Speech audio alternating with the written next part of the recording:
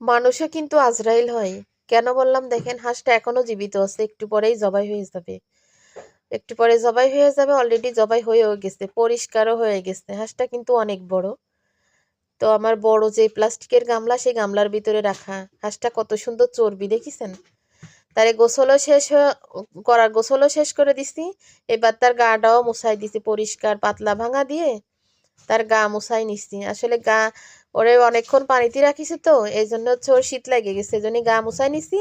এইবার তারে চুলাই শুকাতে নিয়ে আইছি। এই যে চুলাই সুন্দর করে পিট ও পিট করে তারে শুকায়ে তারপরে হচ্ছে তারে কাটার জন্য প্রস্তুতি নেব। আসলে হাঁস খাওয়া যত মজা ততটাই কিন্তু কষ্ট। আর কষ্ট মানে সেটা অনেক কষ্ট। আগে যখন ওর আব্বু ছিল দেশে, তখন মনে হয় মাসে 10টা করে হাঁস খাওয়া পড়তো। আমরা হচ্ছে অনেক মানে গোশ খাওয়া পড়ে বেশি, মাছের তুলনায় গোশ খাওয়া পড়তো।